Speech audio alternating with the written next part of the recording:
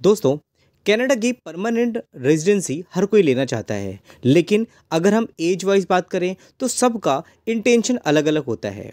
कुछ लोग initial stage पे जाते हैं, वहाँ पर अपना करियर बनाते हैं और परमानेंट सेटल होते हैं। कुछ ऐसे भी होते हैं जो मैरिड होते हैं, अपने और अपनी फैमिली के भविष्य के लिए वहाँ पे सेटल होना चाहते हैं।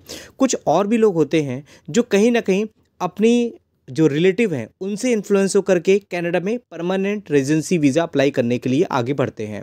लेकिन इम्पॉर्टेंट ये होता है कि अगर आप कनाडा की पीआर लेना चाहते हो तो आपको जो भी पॉलिसीज़ चेंज हो रही हैं, अपडेट आ रहे हैं, उनको लेकर के अवेयर होना चाहिए। अगर आप अवेयर नहीं रहोगे तो कहीं ना कहीं आप पीछे रह जाओगे और आपको पता भी नहीं रहेगा कब क्या पॉलिसी चेंज हो रही हैं, कब ये डिफ़िकल्ट हो रहे हैं, कब ईजी हो रहे हैं। और टाइम से अगर आप अप्लाई कर दोगे तो आपके लिए वीज़ा लेना आसान हो जाएगा। जैसे कि कुछ लोगों ने अभी जो ड्रॉ आ रहे हैं उनको देखा भी नहीं है, और ये अवेयर होना बहुत ज़रूरी है। जिस तरह से बैक टू बैक हमें इस मंथ में हमें इनविटेशन टू अप्लाई आते हुए दिख रहे हैं, वो ये बताते हैं कि किस तरह से स्किल्ड वर्कर की हमें कनाडा में ज़रूरत देखने को मिल रही है। वो चाहे एजुकेशन का हो, वो चाहे स्टेप बैकग्राउंड का हो, वो अगर आप देखोगे फ्रेंच प्रोफिशिएंसी की बात करें, हेल्थ केयर की बात करते हैं, प्रोविंशियल नॉमिनी कैटेगरी की बात करते हैं, तो फेडरल के साथ में जो प्रोविंसेस हैं उनको भी बहुत ज़्यादा रिक्वायरमेंट है। अभी की हम बात करें तो ट्रेड कैटेगरी में काफ़ी टाइम बाद, हमें लगभग 1 साल हो रहा है, हमें कोई भी आईटी आता हुआ नहीं दिखा था। इसी वजह से क्या हुआ, जो सीआरएस स्कोर है हमें अभी के टाइम पे ये लगभग 505 पे देखने को मिल रहा है। अब यहाँ पर अगर आप देखोगे तो टोटल इनविटेशन कितने इशू किए गए हैं, लगभग 1250। आपको पता है ना कोटा कितना था, मैंने आपको लास्ट वीडियो में बताया था। और अगर आप देखोगे तो भी फ्रेश कोटा अभी अलॉट हुआ है और उसमें 1250 यहाँ पर इनविटेशन टू अप्लाई दिए गए हैं। अभी और भी इनविटेशन टू अप्लाई आने बाकी है। अभी सितंबर चल रहा है, अक्टूबर, नवंबर, दिसंबर, 3 मंथ में हमें और बहुत से सरप्राइज़ मिलने वाले हैं। यही जो सीआरएस रैंकिंग है ये आपको और भी नीचे जाती हुई दिख सकती है। लेकिन टाई ब्रेक रूल, मैं आपको हमेशा बोलता हूँ, टाई ब्रेक रूल ये बताता है कि आपने कितने पहले अप्लाई किया हुआ है। 5 नवंबर 2024 या उससे पहले जिन्होंने अप्लाई किया हुआ है और सेम रैंकिंग की बात करते हैं तो उनका जो पहले अप्लाई किया होगा उसका नंबर आएगा। उसके जो हायर रैंकिंग में जिसने अप्लाई किया हुआ है, सपोज़ किसी की अगर रैंकिंग की बात करें तो 600 है, तो कहीं ना कहीं उसका तो नॉमिनेशन तो आ ही जाएगा। बट अगर आपका स्कोर 505 है और कोई और है जिसका 505 स्कोर है लेकिन जिसने 5 नवंबर या उससे पहले अप्लाई किया हुआ है, वो उसका नंबर आपको पहले आता हुआ दिखेगा। अब अगर आप देखोगे, ये जो मैं आप बता रहा हूँ ये 18 सितंबर की डेट बता रहा हूँ, और अगर देखोगे तो इस मंथ में लगभग 2 सितंबर से हमें ये इनविटेशन टू अप्लाई आना शुरू होता हुआ दिखा है। और वहाँ देखोगे सेकंड, थर्ड हुआ, फिर फोर्थ हुआ, आप देखो बैक टू बैक 3 बार लगातार यहाँ पे हमें कट ऑफ आते हुए दिखे। फिर देखोगे 15, 17 और 18, यहाँ पे भी देखोगे बैक टू बैक 3 बार हमें आईटी आते हुए दिखे हैं।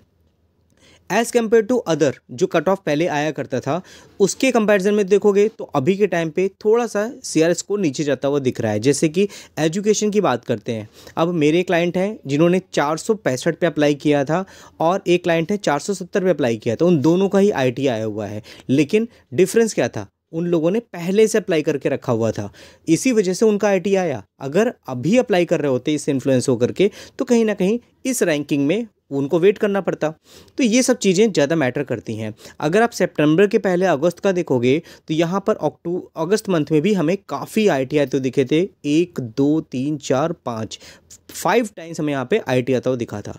आने वाले टाइम पे अक्टूबर की करें, नवंबर में देखें, दिसंबर में देखें, इनको अपना जो भी रिक्वायरमेंट है, जो भी कोटा इन्होंने निकाल रखा है, उनको फुलफिल तो करना ही करना है ना। तो इसीलिए हमें सीईसी कैटेगरी में भी आने वाले टाइम पे कट ऑफ आता हुआ दिखेगा। आपको क्या लगता है नेक्स्ट जो नंबर होगा वो किसका होगा? ट्रेड का होगा, एजुकेशन का होगा, प्रोविंस का होगा, फ्रेंच का होगा, कैनेडियन एक्सपीरियंस क्लास का होगा, या फिर प्रोविंशियल नॉमिनी कैटेगरी का होगा? आप मुझे कमेंट बॉक्स में जो बताइएगा। देखो आपका जो प्रोजेक्शन है वो किस तरह से मैच करता है। मुझे लगता है अभी जो नेक्स्ट कट ऑफ आएगा वो सीईसी कैटेगरी में आता हुआ दिखेगा। फिर अगर हम बात करें कि अप्लाई किनको करना चाहिए, देखिए आप अपना एजुकेशन की रिक्वायरमेंट चेक करो। अगर आप एजुकेटेड हो, आपने बैचलर डिग्री की हुई है, अगर आपके पास डिप्लोमा है, अगर आप ट्रेड कैटेगरी में अप्लाई कर रहे हो, लैंग्वेज रिक्वायरमेंट, लैंग्वेज प्रोफिशिएंसी, अगर आपने आइल्स का एग्ज़ाम नहीं दिया अभी तक, पीटी नहीं दिया है, सेल्फिप नहीं दिया है, तो आपको बुक कर लेना चाहिए और आइल्स का एग्ज़ाम देना चाहिए।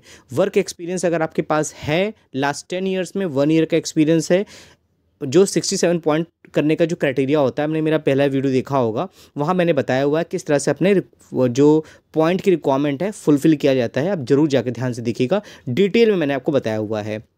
एज की रिक्वायरमेंट क्या होती है, 35 से बिलो एज है तो आपको मैक्सिमम पॉइंट मिलते हैं, जैसे जैसे एज बढ़ती है आपके पॉइंट कम होते जाते हैं।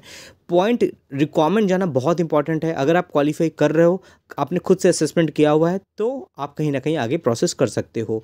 अगर आप खुद नहीं कर पा रहे हो तो आप मुझे नीचे दिए गए नंबर पे कांटेक्ट करिए। हाँ, अगर आप रियल में अप्लाई करना चाहते हो मेरे थ्रू, तो आप मुझे इस नीचे दिए गए नंबर पे कांटेक्ट करो और व्हाट्सएप पे मुझे डिटेल शेयर करो। आप डिटेल शेयर करोगे तभी मैं बता पाऊँगा, ऐसे ही आपसे वर्बली पूछोगे तो मैं आपको एक्सप्लेन नहीं कर पाऊँगा।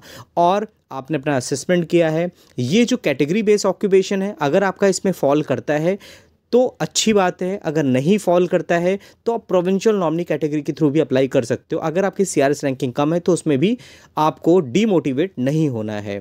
ये चीज़ें हैं आपको जो जाननी होती हैं। कंक्लूजन में मैं आपको हमेशा बताता हूँ, जब तक आप एक कदम फर्स्ट स्टेप नहीं आगे बढ़ोगे तब तक आपको नहीं पता चलेगा कि आपका हो रहा है पीआर कि नहीं हो रहा है। क्योंकि पहले अगर 2009 की बात करोगे, 2011 की बात करोगे, पीआर उतना ही डिफ़िकल्ट था जितना आज के टाइम पे है। कभी भी पीआर इजी नहीं हुआ है। वीज़ा उन्हीं को मिलता है जो लोग अप्लाई करते हैं। जो लोग सिर्फ देखते रहते हैं और सिर्फ इन्फॉर्मेशन लेते हैं, उनका वीज़ा नहीं लगता है। तो आपको फर्स्ट स्टेप लेना पड़ेगा, इन्फॉर्मेशन लेनी पड़ेगी, आपको मुझे कांटेक्ट करना पड़ेगा और आपको मेरे साथ में आगे बढ़ना पड़ेगा, तभी आपका वीज़ा आएगा। तो आई होप ये वीडियो आपके लिए थोड़ा मोटिवेशन का भी काम करा होगा, आपको अच्छी इन्फॉर्मेशन भी मिली हो, कुछ अच्छा आपको इन्फॉर्मेशन और कुछ सीखने को मिल रहा हो। तो इस चैनल को और इस वीडियो को जितना हो सके आप शेयर करिए, चैनल को सब्सक्राइब करिए, बेल आइकन दबा करके नोटिफिकेशन ऑन कर लीजिए, जिससे कि जो भी वीडियो मैं अपलोड करता हूँ उसका आपको नोटिफिकेशन सबसे पहले मिल जाए। और वीडियो को लाइक करना मत भूलिएगा। फिर मिलते हैं नेक्स्ट वीडियो में, तब तक के लिए थैंक यू।